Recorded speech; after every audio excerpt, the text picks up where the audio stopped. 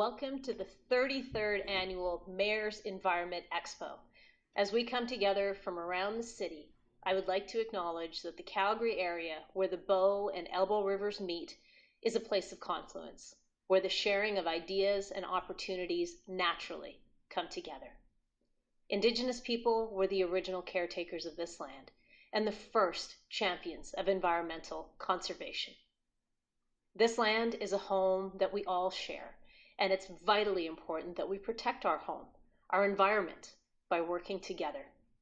What drives my optimism is seeing the innovation and commitment to climate action from all of you, our students. I will continue to amplify youth voices on the climate crisis, and I look forward to hearing your ideas. I hope this session sparks conversations and encourages all of us to take greater action in protecting our environment. Thank you all for participating. Good morning. Hello, bonjour. My name is Steve. I'm one of the Parks Canada team at Banff National Park. This part of the Rocky Mountains became Canada's first national park in 1885, but the history of this place goes back much further. We acknowledge that Banff National Park is within the present-day territory of Treaties 6, 7, and 8, as well as the Métis homeland. The lands and waters of Banff have been used for millennia by Indigenous people for sustenance, ceremony, trade, and travel. We thank them for their continuous stewardship and for sharing the land with us. Welcome everyone today to Conservation Quest. Today you will all be citizen scientists, and you'll be on a virtual quest to find sensitive species that live in Banff National Park. You will have to use your keen observation skills and outdoor know-how to succeed. We'll save a few minutes for questions at the end, so be sure to type those into the Q&A as we go along. All right, now at certain points in the story, I'll be asking you to make a choice that will direct how things go. To get your answers, we're going to use Slido. Join on your laptop, tablet, or mobile device by using this QR code or going to slido.com. Enter the code 685373 to join the poll. Now in between polls, you'll see the message, there are no active polls at the moment. We have a 30-second delay in the broadcast, so the polls might even open before you see the choices announced. So be sure to stand by and keep that polling page open. Make your selection on Slido as soon as you can, and then hit send. Once your choice is sent, you will see the real-time poll results rolling in on your device. The choice with the most votes will be the one we follow. Be ready to answer quickly so that your choice is counted. Okay, let's practice now. So, answer yes or no to this question. Have you ever visited Banff National Park? So answer yes or no in Slido now.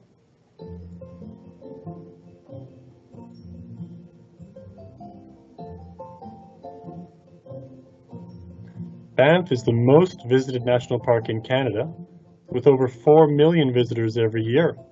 Parks Canada is the government agency that looks after Banff, as well as 47 other national parks across Canada. It's Parks Canada's mission to balance human use of the parks with nature conservation.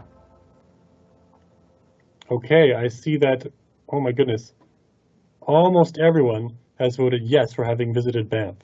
Great! Well, whether or not you've been here in person, I hope that you enjoy our virtual tour of the park today. Okay, our story features the Seek app. You don't need to have this app to participate in the story, but it's a great tool to download later when you want to explore nature in real life. The Seek app is a free app for kids that works on mobile devices. So if you're out in nature and you find an interesting plant or animal, you can take a picture of it with Seek, and the app will help you to identify it. You can also share your observations with the online community iNaturalist, which is the parent website of Seek. While the app provides you with the help to figure out what you found, you'll also be helping scientists by collecting information about nature. All right. So, what are you seeking today, citizen scientists? 3 species that need your help. The pika. Here are some clues to help you find the pika. It's a small mammal. It lives in rock piles in the alpine region, and it eats mostly plants. Next, you're searching for the West Slope cutthroat trout.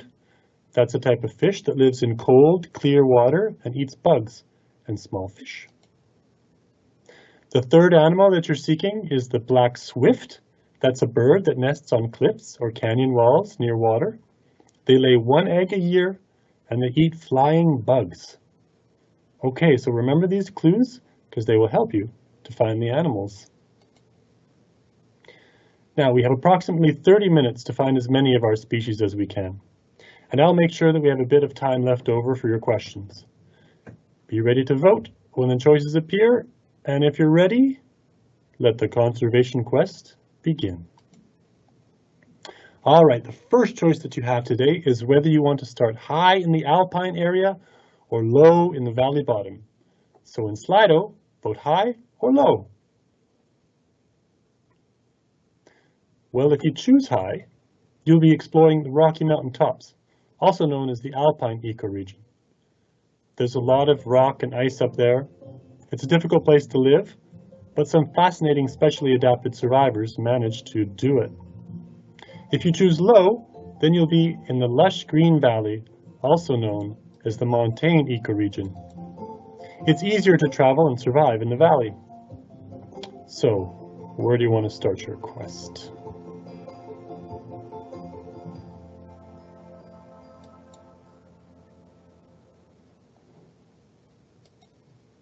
All right, you have chosen high. So here we go.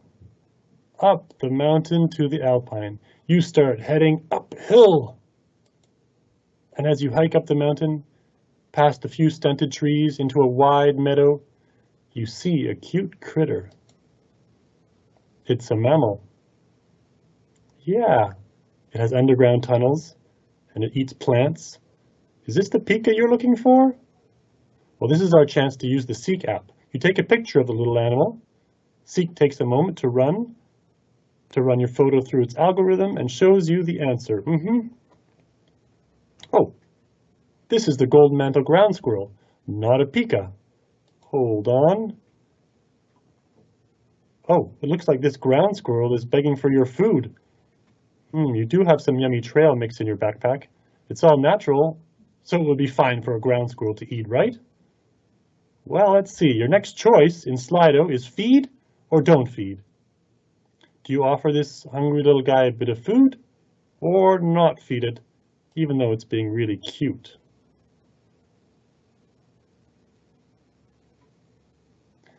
Many animals, large and small, are attracted to human food. And with millions of people visiting Banff National Park every year, it's important that every visitor understands the wildlife rules. The wildlife rules are the best habits for people to follow to keep animals wild and safe.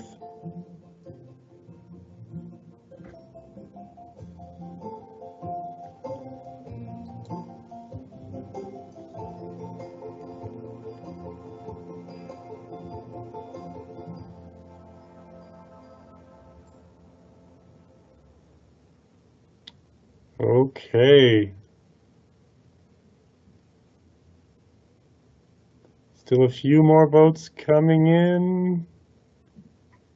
But, ladies and gentlemen, don't feed has it. So, let's jump to don't feed. Exactly. Well done. People should not feed the wildlife in Banff National Park. That's one of the most important wildlife rules. Human food can be bad for the health. The health of animals, big and small. And providing snacks may lead animals to become aggressive towards people or develop bad habits like being at lunch stops or raiding campsites. And it's against the law and can get you a pretty steep fine. It's better to let the wildlife find their own natural foods. Okay, so you continue to hike up into the alpine, and the higher you go, the colder and windier it gets. You reach a split in the trail. In one direction, you see a glacier. That's a big chunk of ice that stays on the mountain year after year. And the other way, there's a slope of jumbled rocks with a few plants growing here and there. So make your choice in the Slido poll now. Do you investigate the glacier or investigate the rocks? Almost half of Banff National Park is made up of rock, ice, and meadows at the tops of mountains. This is called the alpine ecoregion. It can be a really difficult place to survive. It's cold and windy, too windy for trees to grow, and the summer only lasts a couple of months. So the animals that live up here have to be specially adapted to survive the harsh conditions.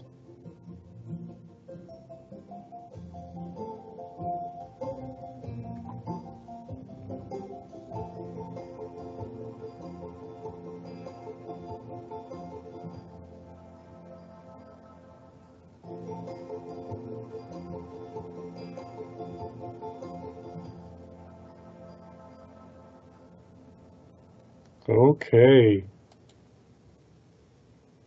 So where have you chosen?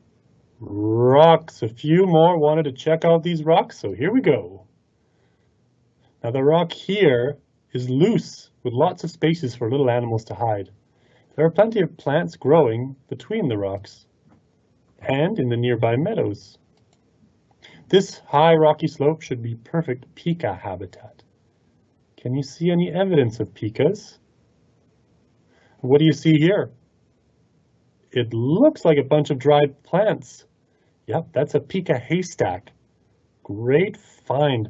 Plants only grow about 8 weeks of the year here in the alpine zone.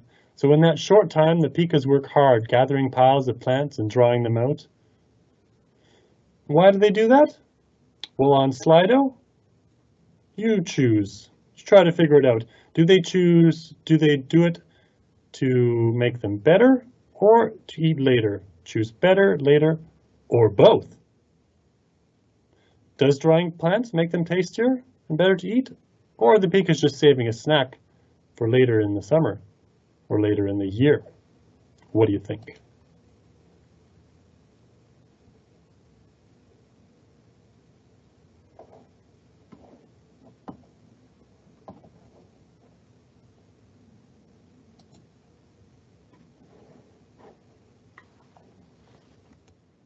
Fun fact, pikas are the smallest members of the rabbit family.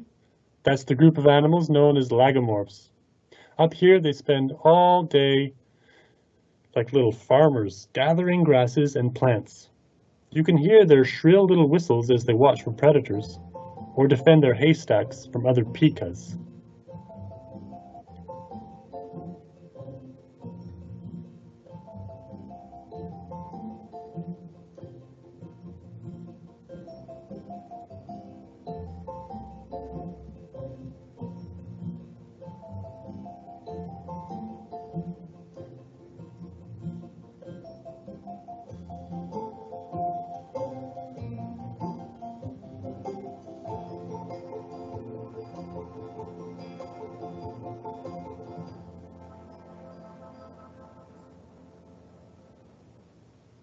All right.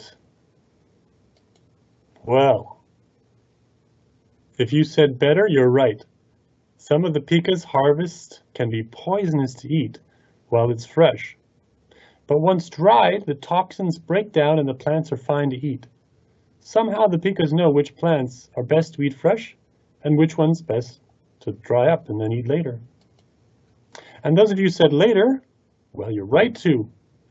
Even though they live in such a cold place, pikas do not hibernate. They stay active in their tunnels under the rocks and snow all year long. So they need to store enough food to get them through the long winter. And those of you who said both, you were doubly right. All right. Oh, now can anyone guess what this is? Pikapoo. Yep, there are two types of pikapoo. Let's look at them both and see how they're different. These pellets are wet, black, and stringy looking. They smell like fresh cut lawn. There are very few droppings like this. And these pellets are brown and fibrous in texture. They're dry. There are many droppings like this. Pikas eat the plants and partially digest them. And then the first time through, they excrete, it might be excruciating, as they excrete that black, wet, stringy type of dropping. They will eat that again to get more nutrition out of it. This is how pikas make the most of their limited resources. And the second time through, the waste comes out as a dry brown pellet of poo, and pikas won't eat those because they already got every bit of food value out of it. By the way, humans should not attempt this. People have different digestive systems than pikas, and you would get very sick if you tried it. Okay, so pikas have been here. You know this for sure because you found their droppings and their hay piles. Now you scan the rocky slope to see if you can find a pika. Nothing is moving except the wind. Where have the pikas gone? You know that pikas need to live where it's cold. Climate change is causing mountaintops to warm faster than other parts of the earth. So in Slido, choose up or down. Should you look for the pika higher up or lower down on the mountain?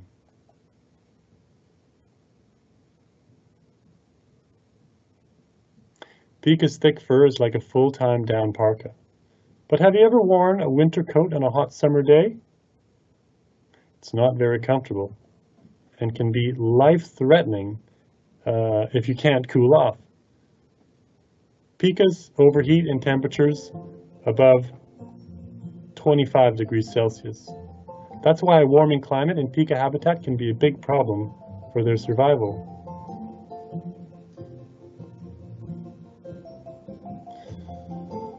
So, which way would a pika move on the mountain to avoid the heat?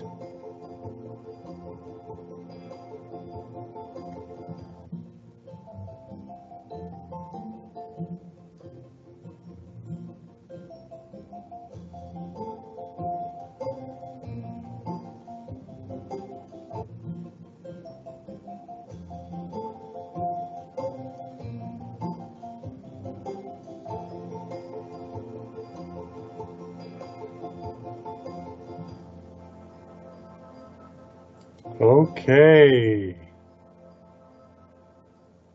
Looks like the ups have it, so let's go up. Good instinct. Even though mountaintops are warming faster than other parts of the park, it's all relative. The mountaintops are still the coolest places in Banff National Park. Since pikas need the cold, they're moving higher into the alpine zone as the climate warms.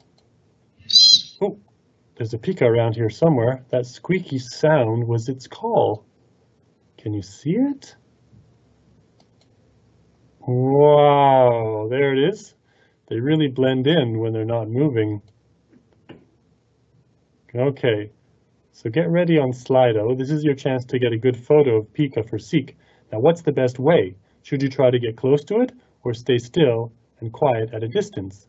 Choose closer or quiet.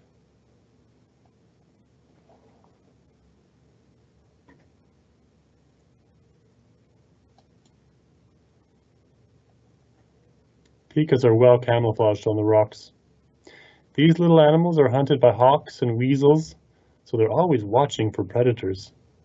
Pikas give a loud squeak to warn their family if they sense danger.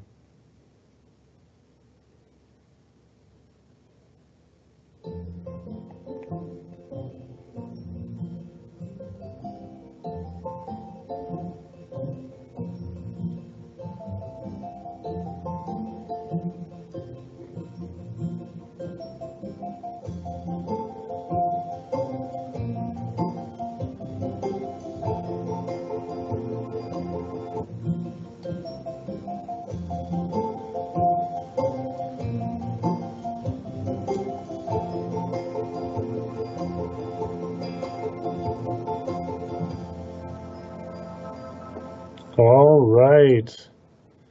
You chose quiet. Let's see. Good choice.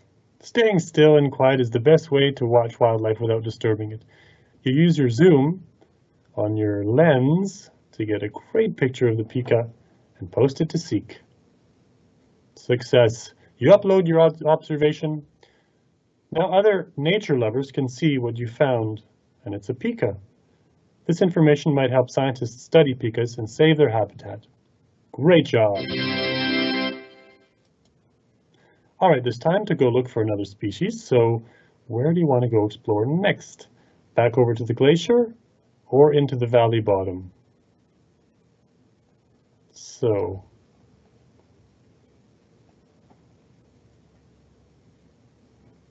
Foden now back to the glacier or a whole new environment, the valley bottom.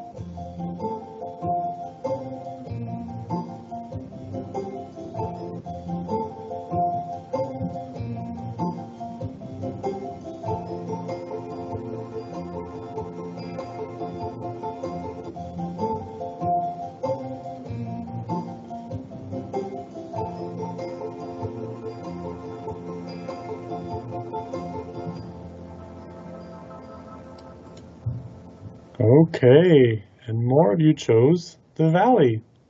So off we go. Okay, so here we are down in the valley bottom, also called the montane zone. These valley bottoms make up only 3% of Banff National Park, but this is where you find most of the plants and animals. It's warmer, there's plenty of fresh water, and the weather is much gentler than on the Rocky Mountain tops. Open Slido now to make your choice. Will you choose to search the marsh, or do you want to explore the forest? Choose forest or marsh, and let me know.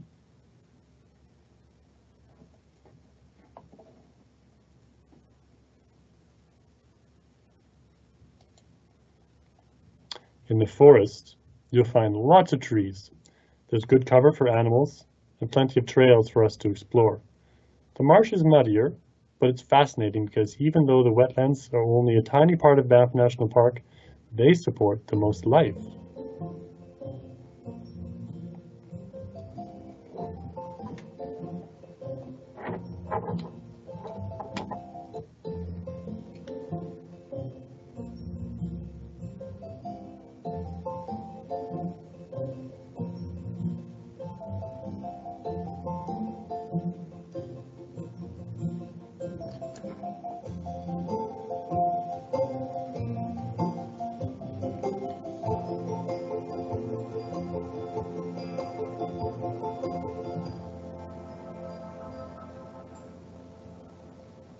Okay, well, more of you would like to go to the forests. So here we are, and there you are following a trail in the forest.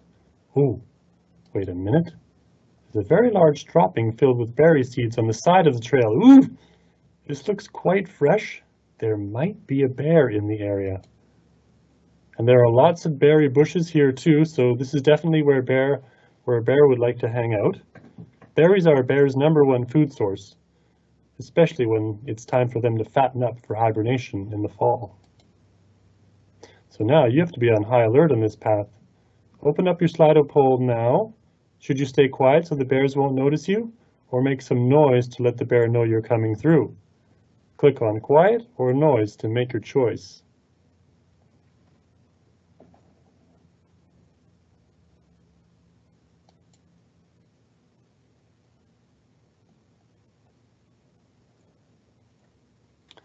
Well, even though Banff National Park is 6,641 square kilometers in size, it doesn't have a huge number of bears.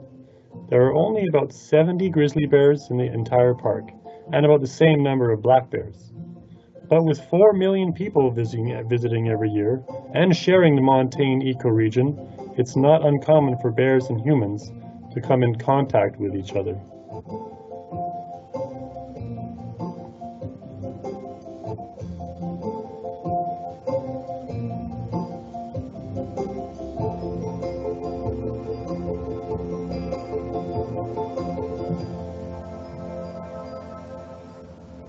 Okay, the votes are in, and a few more of you chose to stay quiet. Let's see what'll happen. You stay quiet. Place your footsteps carefully so you don't snap any twigs. You turn a corner of the trail.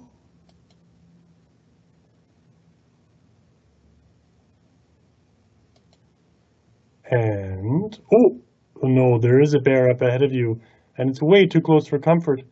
What's it doing? Eating berries? Yeah. It hasn't noticed you yet. You really don't want to surprise a bear this close up, so you back away slowly to give it lots of space and let the bear carry on eating. Bears often try to avoid people, and if they hear you coming, they usually move out of the area. So it's best to let a bear know you're there by using your voice or clapping or even singing a song. Yep, it's a good choice to do that. If you clap your hands and call out, "Hey, bear! Hey, yo, bear!" You hear the sound, then they hear your sound, and they can move out of the way. Okay, so you backtrack to another trail away from the berry bushes and carry on. It's shady and cool in the forest, and the air smells fresh. You hear a bird chirping in the trees. Maybe it's the black swift that was on your list. You look closely in a nearby spruce tree and find a nest. Is it a swift's nest? Think about those clues. Do the swifts build their nests in trees, and how many eggs do they lay? You remember that black swifts build their nests on steep canyon walls close to running water, and they lay one egg a year. You use your Seek app to record this find and discover that it's the nest of an American robin. Good find. You upload the observation. And then you hear the sound of water up ahead and hike towards it. You arrive at Johnson Canyon, one of the most visited places in Banff National Park. With a narrow rushing stream, it's perfect black swift habitat. And you begin looking for other clues. These flying bugs definitely look like black swift food. There's a mayfly, and a caddisfly, stonefly, and a flying ant. Did you know that black swifts only catch food while they're flying? You hear the chirping call of the adult black swift. You catch a quick glimpse as it whips by, scooping insects out of the air. Lucky sighting. Black swifts are hard to spot. They are rare and they fly very quickly, usually too high up in the sky to see. You've heard that there's a nest with a chick nearby. Aha! You spot a clump of moss and sticks on the canyon wall. A nest. Is there a chick inside? No, this nest has been abandoned by the black swifts. It's very near the trail, so there might have been too many people around this nest for the swifts' comfort. You continue up the trail and see if you can find a nest that the swifts are using. You could continue along the official trail, but you might get closer to the nesting area if you go off the trail and scramble down the stream bank. Okay, time to open your Slido. Should you stay off the trail, or stay on the trail, or go off the trail? Choose trail or off trail now.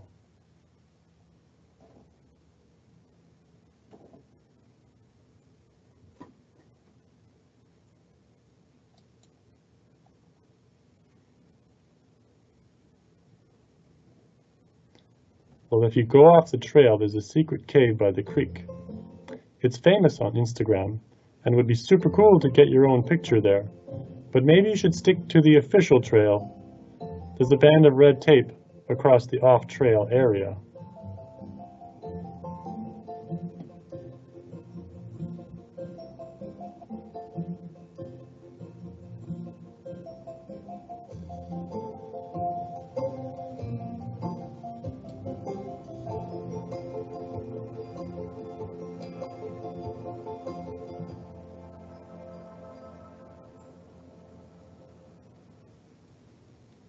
Okay, well, a few more of you chose to stay on the trail.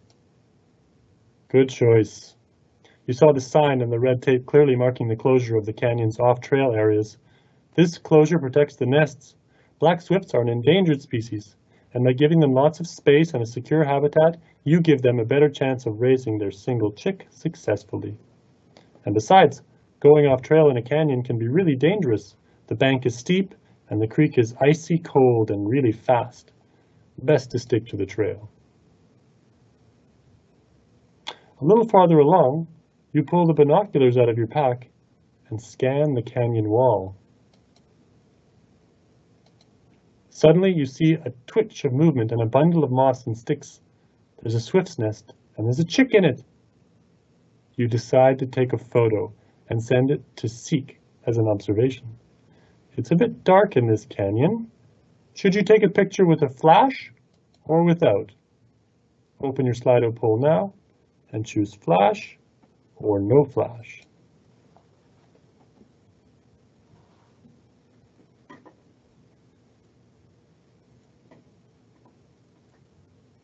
A baby black swift stays in the nest for almost 50 days after hatching. During that whole time, the parents have to feed it because it can't catch bugs by itself. When the chick finally takes flight, they have a long migration ahead. Some black swifts fly all the way to Brazil to spend the winter in the Amazon rainforest.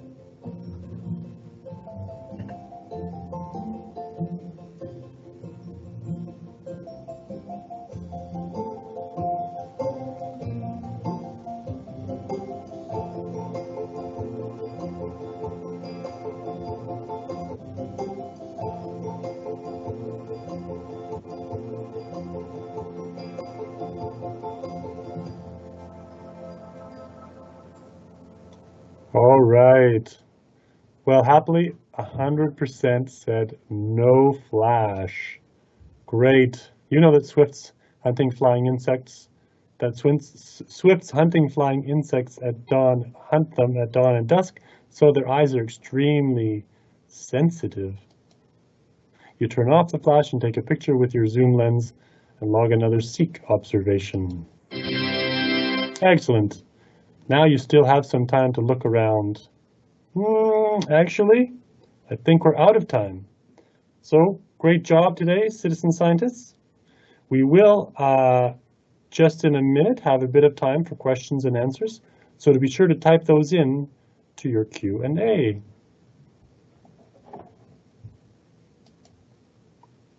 Nice work, everybody. You have found the pika and the black swifts today. And maybe another time you can go for a hike and look for that West Slope cutthroat trout. You made some great observations with the Seek app. Now our story was all about choices. Every day you make choices about how to treat our natural world. Remember the wildlife rules that keep both people and animals safe? Because national parks are places that protect sensitive species, and we need everybody's help to be successful at it. Okay. So let's see if any of those questions are going to come rolling in. It's your chance, and I'll do my best to answer. Okay, we have a question here, and it is, why is the black swift almost extinct? Well, animals that can reproduce a lot, that can make a lot of babies, usually have a better chance at surviving. So if you remember, the black swift, unlike the robin, only lays 1 egg per year. So that means, even in the best case situation, only one baby has a chance to survive and continue that, that line of birds. On top of that, they're more sensitive about where they like to nest. So it's not just anywhere, it's special habitat where there's cool running water and cliff walls. And so all these pressures mean that, especially in areas where there's lots of people, they are struggling, and in this case, very threatened. Okay, let's see. Are there any more questions? Can be about anything from this Conservation Quest show. Why is the black swift almost extinct? Okay.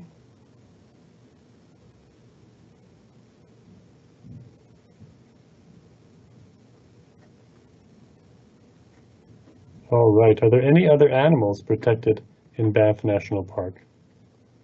Well, actually all the animals are protected in Banff National Park. That is what Banff is famous for, is trying to keep all of the animals that have always lived there in a web, in a relationship with each other, safe and secure with the right numbers. So for example, until a few years ago, there was one animal that used to live there historically to fit in the web of predators and prey, and that is the bison. And now there are bison back in Banff, which means that there's a complete family of animals that live together, and because they're in Banff National Park, they know that they're protected. And protected means that there's people studying them to know how to manage the land and manage the people around them. And don't forget, another animal that we want to protect in Banff is the people, because we have been part of this land also for a long time, and we need to visit there too. So as long as we can manage areas where people can go, but some where they can't go, then everyone should be able to live happily there. So Steve, we have some questions in the Q&A section. Someone wants to know how many pikas are in the wild right now? How many pikas are in the wild right now? 400,026. I don't know. They're so tiny, and there's so many mountain habitats. You might remember a picture of a airplane shot or from above on the mountain peaks. There are thousands and thousands of mountain peaks in the Rocky Mountains. And so there could be hundreds or even thousands of pikas in each of those habitats. So what's important is that there's the right balance between number of pikas and other animals there. But you could say that like mice and other small animals, there's lots of pikas. So when there's not lots, then we should think about making sure their habitat is the right, in this case, the right temperature for them. Someone wants to know, when you meet bears approaching you, is it correct to play dead? Not the best to play dead. Yeah. So what you want to think of first when you're in bear country is prevention. So that is checking the trails before to see if there's any warnings, looking around for signs of bears like the scat or like tracks, and making noise. So all those are prevention. And then if you still happen to see a bear, there's enough time to give it space. This idea about playing dead or climbing a tree is only the strange situation where somehow you're so close to a bear that it's panicking. But if we're making noise, if we're aware, then we wouldn't need to panic. And then that situation, which is pretty unstable, doesn't come into your choice. Okay, any other questions? Yeah, there's lots. So if we keep the answer short, we can get through a whole bunch. Great. Is the black swift endangered? Yeah, the black swift is endangered in certain areas, and that's where we're focusing on it in Banff. They're quite endangered, quite threatened. There are other areas where they're doing okay. Do pikas have predators that eat it? Pika do have predators, yep. Some of the predators might be a golden eagle, they might be a lynx or a cougar. What else? Maybe a marten, which is a weasel. What is your job? Are you a conservation or park official? And what is your favorite species to observe? My job is called education officer, and so we get to do programs like this. We also write songs and have displays for people to learn more and become part of the story for Banff National Park. I don't do the studies out in the field. We learn from the researchers and then present them to you. And my favorite animal, oh my goodness. When I was younger, I saw a cougar on the road, and I'll always remember that. I think cougars are pretty cool. How long does the black swift stay with its mother? The black swift stays with its mother a long time. I think the number in the slide was 50 days, which is pretty long. Some birds, like the robin, they have a fledging time, that's before they fly, that is a lot shorter, maybe a few weeks. And I think we've got time for a couple more. Mm-hmm. Why is the black swift almost extinct? Well, I went through it a little bit before, but maybe I can say another few things, and that is that because they're so sensitive, they have sensitive eyes, that when some people started taking pictures, because they need to be in these close quarters to be near this rushing water in narrow canyons, that means if people are also in those canyons, they're close. And so they think, oh, well, maybe I should take a picture. Some maybe took pictures of flash, and that might be another reason why, at least in Banff, they're threatened. Okay, and how about, would it be better to stay away from national parks? Humans play a big part in wildlife extinction, and we interfere with plants and ecosystems. Should we stay away from the parks? Well, amazing, bold question, yeah. Parks are designed to keep people out of some of the very wildest areas, and so that's important.